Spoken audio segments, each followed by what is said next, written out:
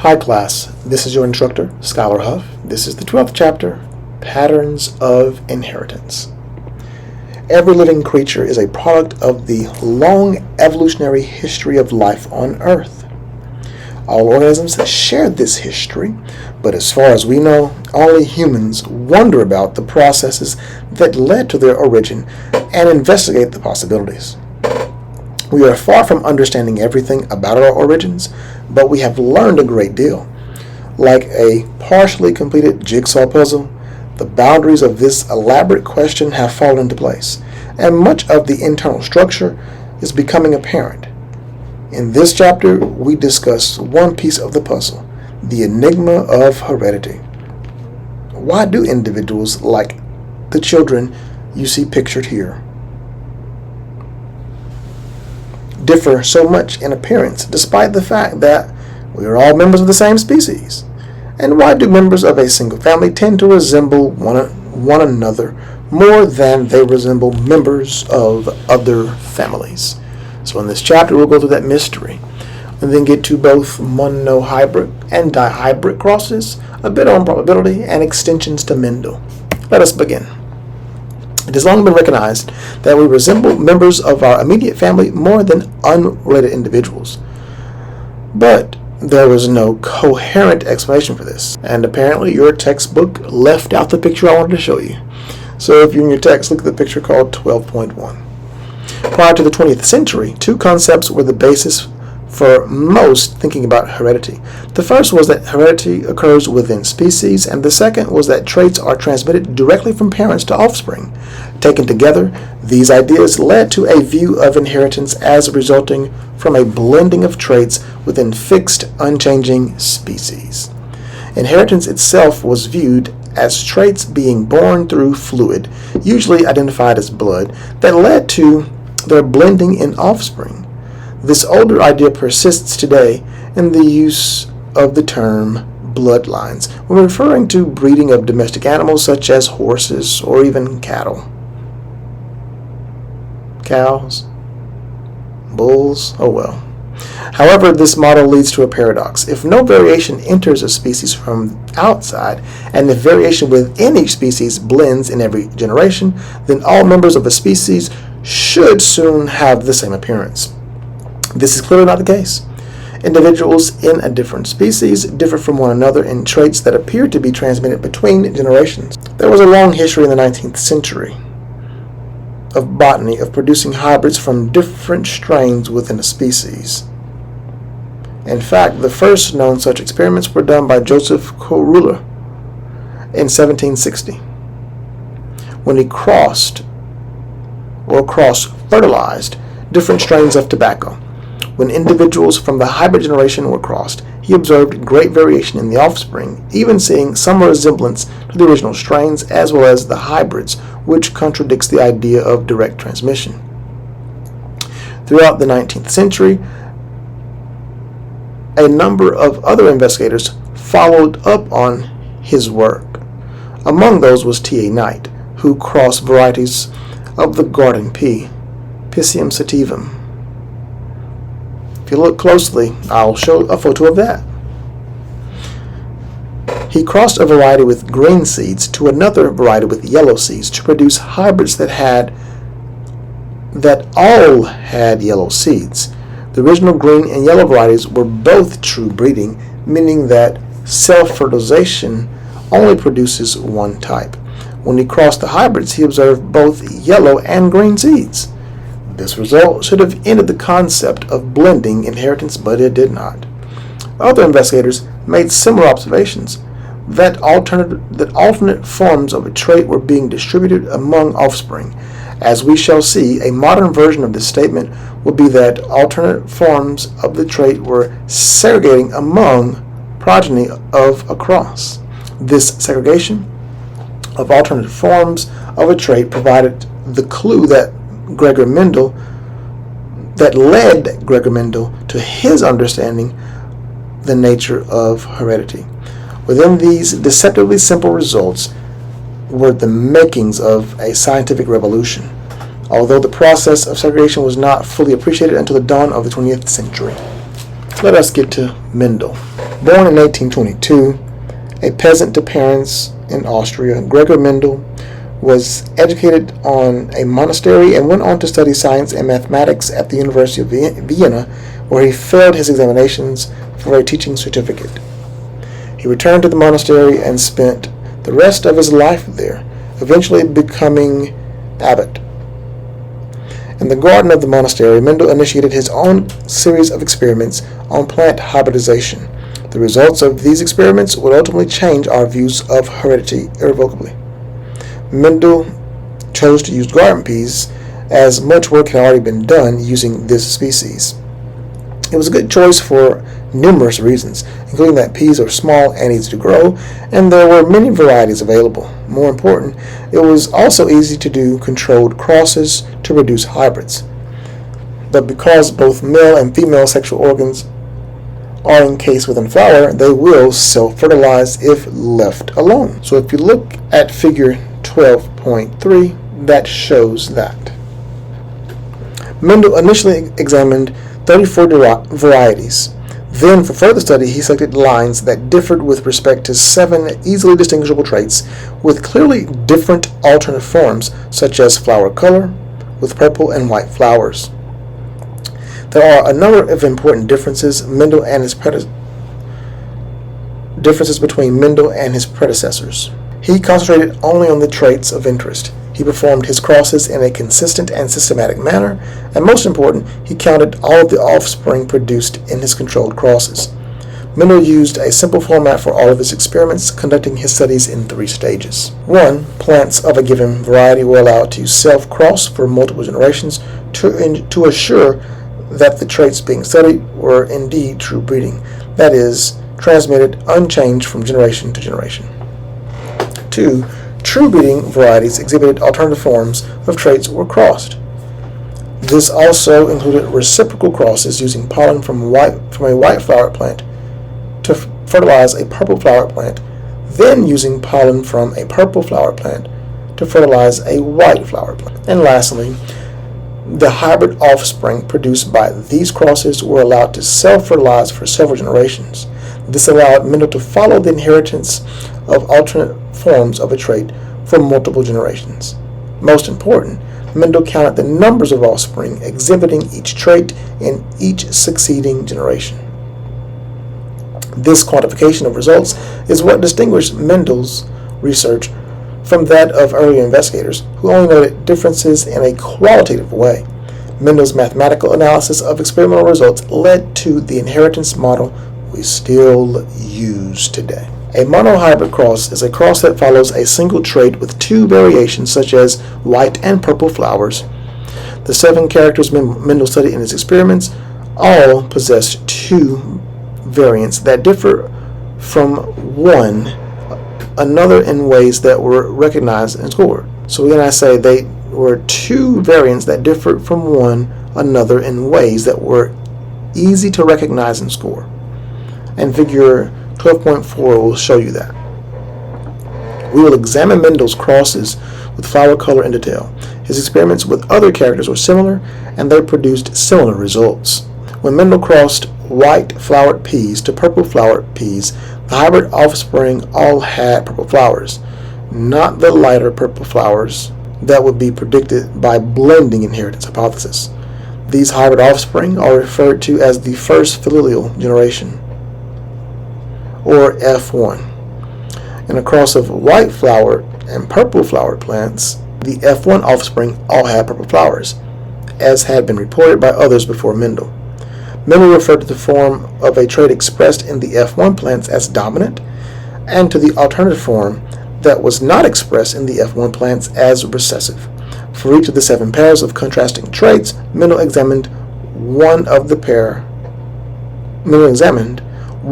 proved to be dominant and the other recessive. And they're right there: flower color, seed texture, pod color, pod shape, flower position, and plant height. Each of those traits had 2 variants. Mendel allowed the F1 plants to self-fertilize and produce a second familial generation, or a F2 generation. He observed both white and purple flowered plants. That is, the recessive trait that had disappeared in the F1 reappeared in the F2. When he actually counted the number of each type, he observed that among the 929 F2 individuals, there were 705 purple flower plants and 224 white flower plants. If you express this as a percentage, there were 75.9% purple and 24.1% white. This is equivalent to a ratio of dominant to recessive, very close to a 3 dominant to 1 recessive, or a 3-to-1 ratio. This result was reproducible, and the outcome for reciprocal crosses was the same. This striking regularity that Mendel observed was also independent of the trait he examined.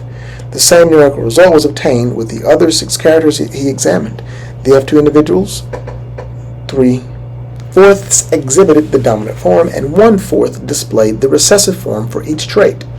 And again, you can see this in figure 12.4. In other words, the dominant to recessive ratio among the F2 plants was always a 3-to-1 ratio. There are 2 types of dominant plants in the F2. Mendel went on to examine the inheritance in his F2 plants. He found that plants exhibiting the recessive form were always true breeding. For example, self-fertilized white-flowered F2 plants always produced white-flowered offspring. By contrast, 1/3 of the dominant purple-flowered F2 individuals, or 1/4 of the F2 offspring, were true breeding, but 2/3 or 1/2 of all F2 offspring were not. This latter class of purple-flowered F2 produced a 3-to-1 ratio of dominant and recessive individuals in that 3rd familial generation, or that F3 generation. This result suggested that for the entire sample, the 3-to-1 ratio that Mendel observed in the F2 generation was really a disguised 1-to-2-to-1 ratio.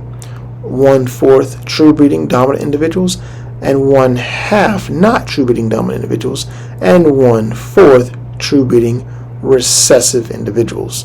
And again, you can see this shown for you in figure 12.5, which that is not figure 12.5, excuse me. This is figure 12.5.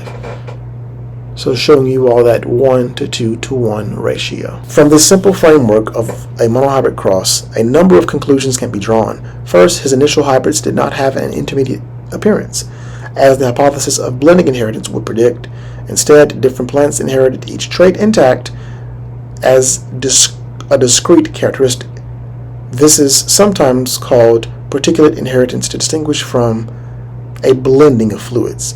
What this means is what passes from parent to offspring is a discrete entity, and sometimes called discrete characters, which Mendel called factors, but we now call genes. We also know that the genes represent the information necessary to produce a particular trait. Mendel also recognized that his factors, our genes, exist in different forms that produce different versions of the trait of interest, and for any trait, each parent provides one copy of the gene of interest. We now know that genes own chromosomes and that each individual is diploid, with one set of chromosomes from each parent. He introduced the idea of dominance, that in a hybrid only one form of a gene may be a parent, but most important, the other form is not lost but will appear in a predictable ratio in the next generation. We now call these different forms of a gene alleles, and they are segregated in the process of producing the next generation. To put this in more modern terms, during the process of gamete formation, alleles of a gene are segregated into individual gametes. The random combination of gametes from each parent then produces the observed ratios. Geneticists now refer to the total set of alleles that an individual contains as the individual's genotype. The physical appearance or the observable characteristics that individual which result from the allele's expression is termed phenotype. In other words, the genotype is the blueprint and the phenotype is the visible outcome in an individual. This allows us to present Mendel's ratio in more modern terms. The 3-to-1 ratio of dominant to recessive is the monohybrid phenotypic ratio. The The 1:2:1 ratio of homozygous dominant to heterozygous to homozygous recessive is the monohybrid genotypic ratio. The genotypic ratio collapses into the phenotypic ratio because heterozygous and homozygous dominant individuals appear the same. So many genetic terms were adopted after Mendel. So now let's get to the next portion about segregation. Mendel's model accounts for the ratios he observed in a neat, satisfying way. His main conclusion? That alternative alleles for a character segregate from each other during gamete formation and remain distinct, has since been verified in many other organisms. It is commonly referred to as the principle of segregation. It can be simply stated as the two alleles for a gene segregate during gamete formation and are rejoined at random, one from each parent during fertilization. The physical basis for allele segregation is the behavior of chromosomes during meiosis. As you saw in the last chapter, homologs for each chromosome disjoin during anaphase 1 of meiosis. The second meiotic division then produces gametes that contain only one homolog for each chromosome. It is attributed to Mendel that his analysis arrived at the correct scheme, even though he had no knowledge of the cellular mechanisms of inheritance. Neither chromosomes nor meiosis had yet been described. Mendel used symbols to represent traits, and then used this system to analyze his crosses. We still use this kind of analysis, although with slightly different symbols. Consider Mendel's cross of purple flowered with white flowered plants. We'll assign the symbol P to the dominant allele, which produces purple flowers, and the symbol P to the recessive allele. So the dominant allele is capitalized and the recessive allele is lowercase, which produces white flowers, the recessive allele. We will use this convention throughout this book and use italics for genotypes, as you see there before you.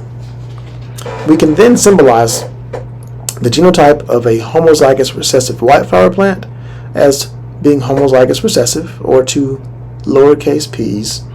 Similarly, the genotype of a homozygous dominant purple flower plant would be, well, homozygous dominant, or two uppercase p's. Finally, the genotype of a heterozygote, also purple flower plant, would be one of each, with the dominant allele listed first. So one dominant allele and one recessive allele. Class, I am trying not to say capital and lowercase. Using these conventions, we denote the cross between two strains with X, or a multiplication symbol. We can symbolize Mendel's original purple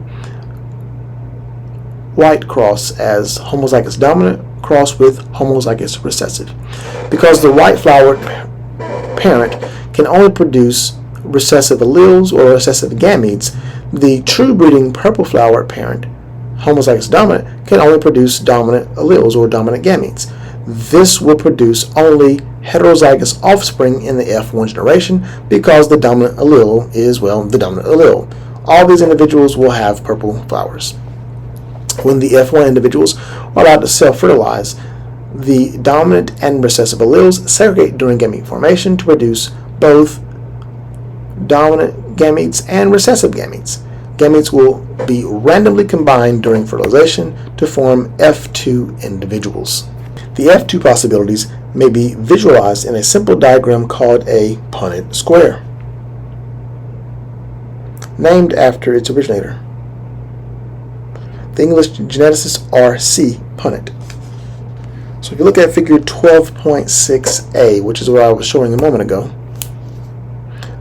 Mendel's model, analyzed in terms of a Punnett square, clearly predicts that the F2 generation should consist of 3/4 purple flowered plants and 1/4 white flowered plants, a phenotypic ratio of a 3:1, now shown here. So this is figure 12.6b as in boy, and if you look closely at the bottom right, that is a 1:2:1 ratio by way of the genotype, and then the phenotypic ratio would be a 3:1. The principle of segregation explains the behavior of alternative forms of a single trait in a monohybrid cross. The next step is to extend this to behavior with two different traits in a single cross, a dihybrid cross. With an understanding of the behavior of single traits, Mendel went on to ask if different traits behaved independently in hybrids. He first established a series of true breeding lines of peas that differed in 2 of the 7 characters he studied. He then crossed contrasting pairs of the true breeding lines to create heterozygotes. These heterozygotes are now doubly heterozygous or dihybrid. Finally, he self-crossed the dihybrid F1 plants to produce an F2 generation and counted all the progeny types. Consider a cross involving seed shapes, alleles, round being dominant, wrinkle being recessive, and different seed color alleles, yellow being dominant, green being recessive. Crossing round yellow with wrinkled green produces heterozygous F1 individuals having the same phenotype, namely round and yellow, and the same genotype, which is heterozygous.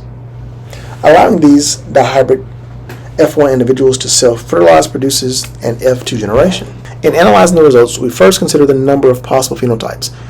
We expect to see the 2 parental phenotypes, round yellow and wrinkled green. If the traits have independently, then if the traits behave independently, then we can also expect 1 trait from each parent to produce plants with round green seeds and others with wrinkled yellow seeds. Next, consider what types of gametes the F1 individuals can produce. And again, we expect the 2 types of gametes found in the parents to be round and yellow, and wrinkled and green. If the traits behave independently, then we can expect the gametes to be a dominant for round and recessive for green, and a recessive for wrinkled and a dominant for yellow. Using modern language, 2 genes, each with 2 alleles, can be combined 4 ways to produce these gametes, as shown as dominant R, dominant Y, recessive R, recessive Y, dominant R, recessive Y, and recessive R and dominant Y, as you see there before you.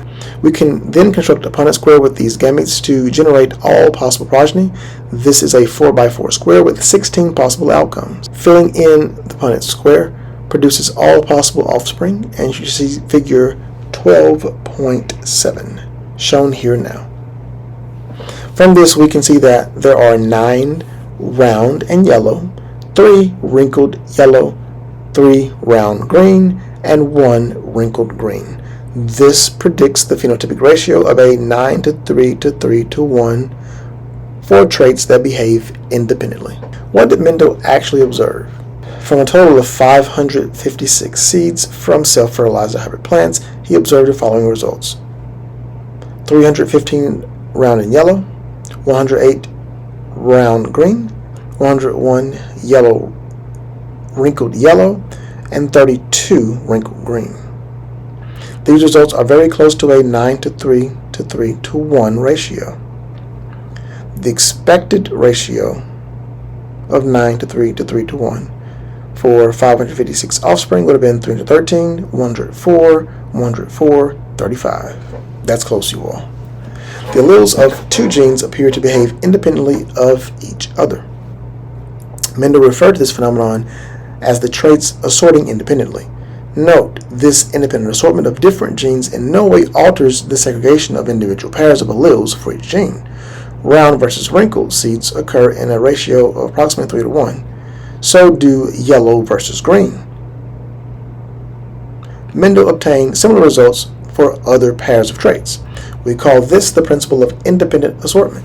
This can be stated simply: in a dihybrid cross, the alleles of each gene assort independently. A more precise statement would be this: the segregation of different allele pairs is independent. The statement is more closely ties to independent assortment to the behavior of chromosomes in meiosis. The independent alignment of different homologous chromosome pairs during metaphase 1 leads to the independent segregation of different allele pairs. To test his model further, Mendel devised a simple, powerful procedure called the test cross. In a test cross, an individual with unknown genotype is crossed with homozygous recessive genotype. That is, the recessive parental variety. The contribution of the homozygous recessive parent can be ignored because the parent can contribute only recessive alleles. Consider a purple flower pea plant. It is impossible to tell whether such plant is homozygous or heterozygous by simply looking at it. To learn this genotype, you perform a test cross to a white flower plant. In this cross, the two possible test plant genotypes will give different results. So this is figure 12.8. Alternative 1. Unknown individual is homozygous dominant. All offspring will have purple flowers. Alternative 2. Unknown individual is heterozygous. Half of the offspring will have white flowers. The other half will have purple flowers. Put simply, the appearance of the recessive phenotype in the offspring of a test cross indicates that the test individual is heterozygous for the gene in question. For each pair of alleles Mendel investigated, he observed phenotypic F2 ratios of a 3-to-1 ratio and test cross ratios of a 1-to-1, just as his model had predicted. Test crosses can be used to determine the genotype of an individual when two genes are involved. Mendel often performed test crosses to verify the genotypes of dominant appearing F2 individuals. The F2 individual exhibiting both dominant traits might have any of the following genotypes. And this is shown in your text. By crossing dominant appearing F2 individuals with homozygous recessive individuals, Mendel was able to determine whether either or both of the traits bred true among progeny, and so to determine the genotype of the F2 parent. Probability allows us to predict the likelihood of the outcome of random events. Because the behavior of different chromosomes during meiosis is independent, we can use probability to predict the outcome of crosses. The probability of an event that is certain to happen is equal to 1. In contrast, an event that can never happen has a probability of 0. Therefore, probabilities for all events have fractional values between 0 and 1. For instance, when you flip a coin, two outcomes are possible. There is only one way to get the event heads, so the probability of heads is 1 divided by 2. In the case of genetics, consider a pea plant heterozygous for flower color, alleles P and P, one being dominant, one being recessive. This individual can produce two types of gametes in equal numbers. Again, due to the behavior of chromosomes during meiosis, there is only one way to get a dominant gamete, so the probability of any particular gamete carrying the dominant allele is 1 divided by 2, or 1/2, just like the coin toss. Two probability rules help predict monohybrid cross results. We can use a probability to make predictions about the outcome of genetic crosses using two simple rules. Before we describe these rules and their uses, we need another definition. We say that two events are mutually exclusive if both cannot happen at the same time. The heads and tails of a coin flip are examples of mutually exclusive events. Notice that this is different from two consecutive coin flips where you can get two heads or two tails. In this case, each coin flip represents an independent event. It is a distinction between independent and mutually exclusive events that form the basis of our two rules. Consider a six-sided die instead of a coin. For any roll of the die, only one outcome is possible, and each of the possible outcomes are mutually exclusive. The probability of any particular number coming up is 1/6. The probability of either of two different numbers is the sum of the individual probabilities, or restated as the rule of addition. For mutually exclusive events, the probability of either event occurring is the sum of the individual probabilities. The probability of rolling a 2 or a 6 is 1/6 plus 1/6, which is 2/6, which is 1/3. In the previous example of the 379 total offspring, we would expect about 190 to be heterozygotes. And if you wonder what I mean, here is the example. To apply this to our cross of heterozygous F1, purple F1 to 4 mutually exclusive outcomes, homozygous dominant, heterozygous going both ways, and then homozygous recessive. The probability of being heterozygous is the same as the probability of being either of those, or it's 1/4 plus 1/4, which is 1/2. In other words, that is the probability of having an F2 heterozygote. So in this example of the 379 total offspring, we would expect about 190 to be heterozygotes, and the actual number is 189.5. So there you have it, the rule of addition. The second rule is the rule of multiplication. So it is by far the most used for genetics. It deals with the outcome of independent events, called the product rule or the rule of multiplication. It states that the probability of two independent events both occurring is a product of their individual probabilities. We can apply this to a monohybrid cross in which offspring are formed by gametes from each of two parents. For any particular outcome, then this is due to two independent events, the formation of two different gametes. Consider the purple F1 parents from section 12.2. They're all heterozygotes, so the probability that a particular F2 individual will be homozygous recessive is the probability of receiving a recessive P from the male 1/2 times the probability of receiving a recessive P from the female, which is also 1/2 times. So you have 1 or 1/4. The probability of a homozygous recessive is 1/2 times 1/2, which is 1/4. This is actually the basis for the Punnett square that we used before. Each cell in the square is a product of the probabilities of gametes that contribute to the cell. When we then use the addition rule to sum the probabilities of mutually exclusive events that make up each cell, we can use a result of probability calculation to predict the number of homozygous recessive offspring in a cross between heterozygotes. For example, out of 379 total offspring, we would expect about 95 to exhibit homozygous recessive phenotype, and the actual number was 94.75. Probability analysis can be extended to the dihybrid case. For our purple F1 by F1 cross, there are 4 possible outcomes. 3 show the dominant phenotype. Thus, the probability of any offspring showing the dominant phenotype is 3/4. The probability of any offspring showing the recessive phenotype is 1/4. Now we can use this and the product rule to predict the outcome of a dihybrid cross. We will use our example of seed shape and color from section 12.3, but now analyze it using probability. If the alleles affecting the seed shape and seed color segregate independently, then the probability of that a particular pair of alleles for seed shape would occur together with a particular pair of alleles for seed color is a product of the individual probabilities for each pair. For example, the probability that an individual with wrinkled green seeds will appear in the F2 generation will be equal to the probability of obtaining wrinkled seeds, which is 1/4 times the probability of attaining green seeds, which is 1/4 or 1/16. Because of the independent assortment, we can think of the dihybrid cross as consisting of 2 independent monohybrid crosses because these are independent events. The product rule applies, so we can calculate the probabilities for each dihybrid phenotype as you see.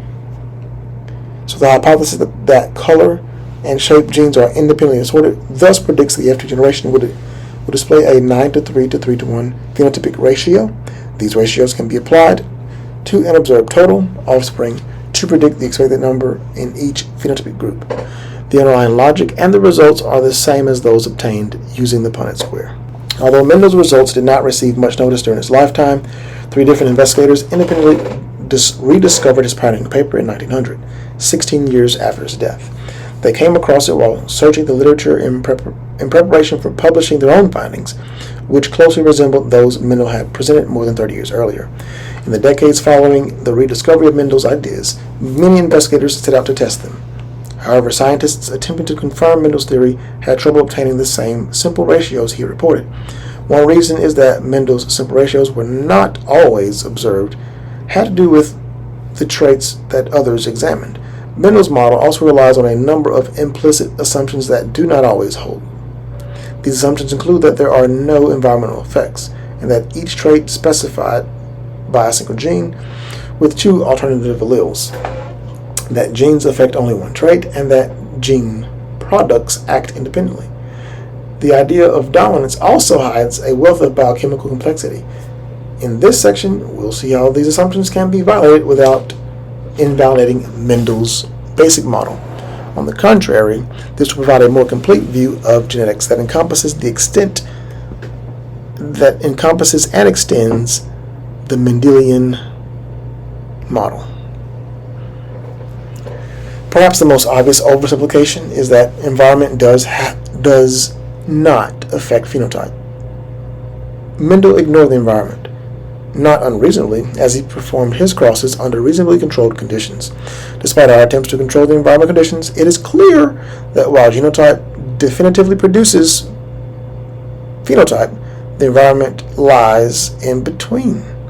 The production of different phenotypes for the same genotype due to environmental conditions called phenotypic plasticity.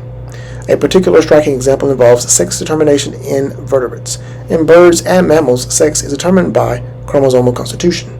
But many reptiles and some fish also have so-called environmental sex determination. The incubation temperature for eggs determines the eventual sex of the offspring. What is most interesting about the observation is that the genes involved in the development of both male and female gonads are essentially the same in all vertebrates. This implies that the only differences are in the initiation of these developmental pathways. The striking pigment pattern seen in Siamese cats is due to an environmental effect on the enzyme tyrosinase, which catalyzes the first step in the melanin synthesis. The CS allele in cats encodes a heat-sensitive variant of tyrosinase that is inactive in warmer central regions of the body but active in colder regions. Often the relationship between genotype and phenotype is more complicated than the alleles of a single gene producing each trait. Most phenotypes do not reflect the two-state cases like purple or white flowers. In the early 20th century, after the rediscovery of Mendel's work, there were two competing camps trying to explain how genetic variation produced phenotypic variation: the Mendelians and the biometricians. The different approaches can be illustrated with a simple example. Mendel used tall and short plants to show simple single-gene inheritance. In fact, this was really a dwarf mutant that produces short plants. But height in most species, including humans, shows continuous variation. The biometricians argue that the Mendelian framework cannot explain the traits that show continuous variation. This controversy was resolved by the mathematician Ronald Fisher with a landmark paper in 1916 that showed, in theory, the action of many genes could produce continuous variation. Thus, the kinds of statistical analysis used by the biometricians is very useful, but what is actually under analysis is the action of underlying genes that behave in a Mendelian fashion. If you plot the frequency distribution for a trait like height, it will look like the familiar bell curve, or the bell-shaped curve. In Fisher's model, this is due to the additive effects of many genes, each allele that provide a dose of height. Taller individuals carry more tall genes than the genes of shorter individuals. These kinds of traits are called quantitative traits, and they are actually more common than traits due to single genes. Another factor that can contribute to the variation is the effect of the environment. As we have seen, the environment stands between genotype and phenotype. Part of the work of quantitative genetics is to determine how much of the variation observed in a phenotype is due to genetics, and how much to the environment. The fraction of phenotypic variation due to genetic variation is called broad sense heritability, or H2, dominant H2. The genetic component can be further subdivided, and the part we are most interested in is called additive genetic variance. The fraction of phenotypic variance due to additive genetic variance is called narrow sense heritability. One way to do this is to Plot the height of offspring versus the mean height of parents, called the mid-parent value. The greater H2, or the greater the narrow sense heritability for a trait, the more the offspring will resemble their parents. Using linear regression, which is a statistic, you can arrive at a quantitative estimate of narrow sense heritability as the slope of the regression line, and Figure 12.10 shows this kind of plot for students. Blue dots are the males, red squares are females. In a class taught by one of the authors, you can see that as the parental height increases, the offspring height increases, and that line for males parallels, but is higher than the line for females. The narrow sense heritability value calculated from many variations of this experiment is about 0.8, which means that 80% of the variation in human height is due to the additive genetic factors. Not only can more than one gene affect a single trait, but a single gene can affect more than one trait. Considering the complexity of biochemical pathways and the interdependent nature of organ systems in multicellular organisms, this should be no surprise. An allele that has more than one effect on phenotype is said to be pleiotropic.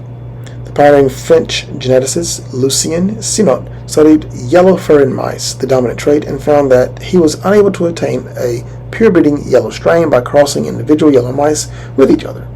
Individuals homozygous for yellow allele died because the yellow allele was pleiotropic.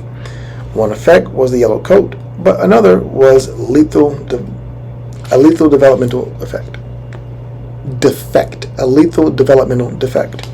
Pleiotropic allele may be dominant with respect to one phenotypic consequence, yellow fur, and recessive with respect to another lethal developmental defect.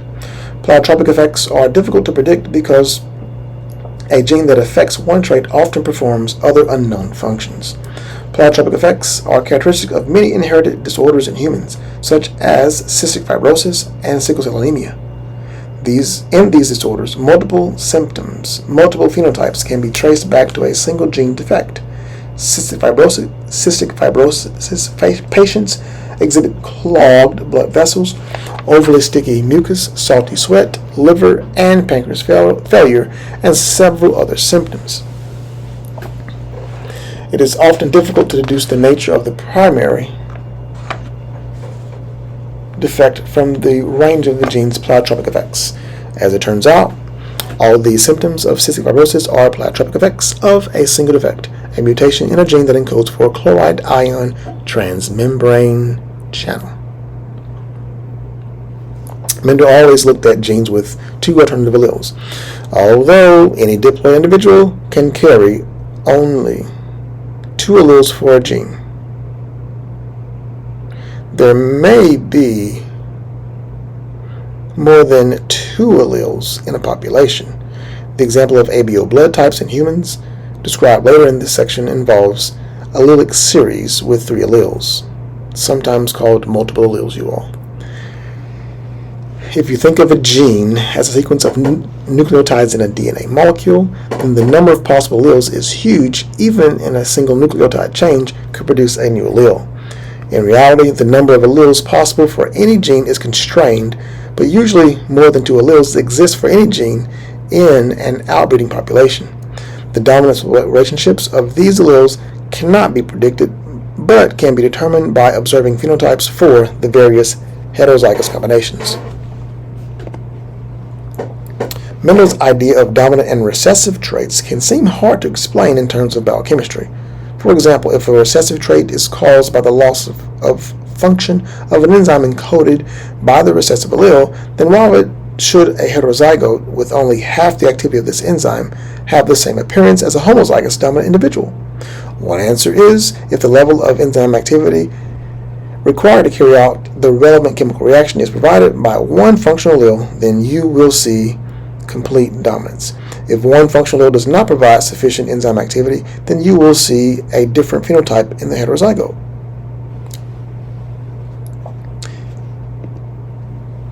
In incomplete dominance, the phenotype of the heterozygote is an intermediate between two homozygotes. For example, in a cross between red and white flowering Japanese 4 o'clocks, which you see in figure 1211, all the F1 offspring have pink flowers, indicating neither red nor white flower color was dominant. Looking at the F1, we might conclude that this is a case of blending inheritance. But when two of the F1 pink flowers are crossed, they produce red, pink, and white flower plants in a 1:2 to 1 ratio. In this case, the phenotypic ratio is the same as the genotypic ratio because all three genotypes can be distinguished. And this is what I mentioned here about the floor clocks that are Japanese. Most genes in a population possess several different alleles, and often no single allele is dominant. Instead, each allele has its own effect, and the heterozygote shows some aspect of the phenotype of both homozygotes. The alleles are said to be co-dominant. Codominance can be distinguished from incomplete dominance by the appearance of the heterozygote. In incomplete dominance, the heterozygote is intermediate between the two homozygotes, whereas in codominance, some aspect of both alleles are seen in the heterozygote. One of the clearest human examples is found in human blood groups. The different phenotypes of human blood groups are based on the response of the immune system to proteins on the surface of red blood cells. In homozygotes, a single type of protein is found on the surface of cells. In heterozygotes, two kinds of protein are found, leading to codominance. The gene that determines ABO blood types encodes an enzyme that adds sugar molecule to proteins on the surface of red blood cells. These sugars act as recognition markers for the immune system. The gene that encodes for the enzyme, designated as I, has three common alleles: IA, whose product adds galactosamine; IB, whose product adds galactose; and recessive I, which codes for a protein that does not add a sugar. The three alleles of the I gene can be combined to produce 6 different genotypes. An individual heterozygous for IA and IB alleles produces both forms of the enzyme and exhibits both galactose and galactosamine on red blood cells.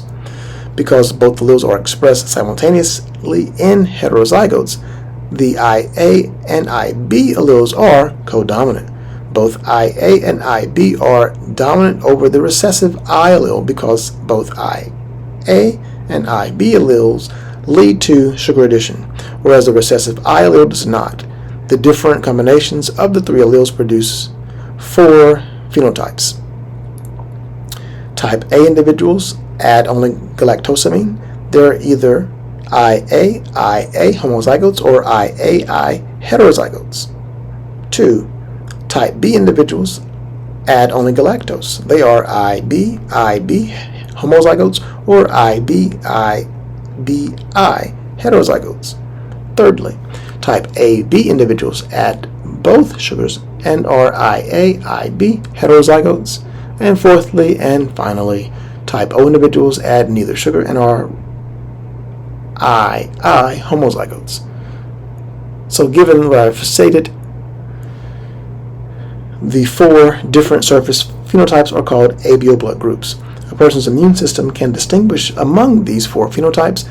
If a type A individual receives a transfusion of type B blood, the recipient's immune system recognizes the foreign antigen, galactose, and attacks the donated blood cells, causing them to clump or agglutinate. The same thing happens if donated blood is type AB. However, if the donated blood is type O, no immune attack occurs because there are no galactose antigens. In general, individuals' immune systems can tolerate a transfusion of type O blood, so type O is termed the universal donor. Because neither galactose nor galactosamine is foreign to type AB individuals, whose red blood cells have both sugars. Those individuals may receive any type of blood. Type AB is termed the universal recipient. Nevertheless, matching blood is preferable for any transfusion. The last overly simple assumption in Mendel's model is that the products of genes do not interact. In fact, the product of one gene may influence the products of other genes. If gene products do not act independently, this may alter expected ratios and hypercrosses, even when alleles of the genes themselves are segregating independently. Given the interconnected nature of metabolism, it should not come as a surprise that many gene products are influenced by other gene products. For example, in metabolic pathway, each gene is dependent on the action of genes that act earlier in the pathway. This led to different results in crosses than we have seen so far. You have most likely encountered a common example already without knowing it: the different coats in Labrador retrievers, or labs. There are 3 coat colors in labs: black labs, brown or chocolate labs, and yellow labs. These 3 coat colors are primarily controlled by 2 genes: the brown locus with dominant or recessive Bs, and the extension locus with E being dominant or recessive. And let's consider a cross between 2 individuals, both phenotypically black, both heterozygous for brown, and the extension. In our dihybrid framework, we expect our phenotypic classes in the progeny of this cross, but we have only 3 kinds of lab. So even before we see the results, we know that it would deviate from our expectation. The observed phenotypic ratio for this cross is 9 black, 3 brown, 4 yellow. Some background on mammalian pigmentation will shed light on this cross. Mammals make only 1 kind of pigment, but in 2 different forms. The pigment melanin and eumelanin is dark and appears black or brown, while pheomelanin appears yellow or red. The brown gene affects the amount of eumelanin in hairs and skin such that the dominant B allele results in black coat color and the recessive B allele causes a brown coat color. This gene shows simple Mendelian inheritance. A monohybrid cross of the heterozygous B yields 3 black to 1 brown. The extension gene encodes a receptor that controls the distribution of pigment in different tissues. The wild-type E allele results in uniform deposition of eumelanin in the skin and hair, and leads to a black or brown coat depending on the genotype at the brown gene. The recessive E allele is a recessive mutation that inactivates the receptor and causes eumelanin to be deposited in the skin and not in the hairs. This results in a yellow coat because of the presence of pheomelanin. The pheomelanin is not seen in black or brown labs because it is obscured by the darker eumelanin. In the absence of eumelanin, the yellow to red pheomelanin produces the coat color. There are 4 yellow labs in our cross because the genotype homozygous B and homozygous dominant B and homozygous recessive E are the 2 genotypes that are all yellow, as well as in the homozygous recessive for both B and E genotype. Note, there is actually a difference between these yellow labs as regards the color of their muzzle, which can be either black or brown. So we're only considering the coat in the analysis. The action of one gene obscuring the effects of another is called epistasis. And in the case observed, the 9:3:4 ratio is really a 9:3 plus 1 ratio. In the case of labs, because the distribution of pigment in the skin is different from the hairs of the coat, we can actually distinguish the difference in color of the muzzle and foot pads among yellow labs. Only the double recessive individual would have a brown muzzle and foot pads, the homozygous recessive B and E individual. Similar results, but with different genetic basis, are observed with the albino mutant rat. In this case, the cross of 2 black mice yields 9 black, 3 brown, 4 albino. The difference here is that 2 genes in questions encode enzymes in the pathway that synthesize melanin. The albino gene acts earlier, thus making the effect of the later brown gene. That is, albino is epistatic to brown. This has been your instructor.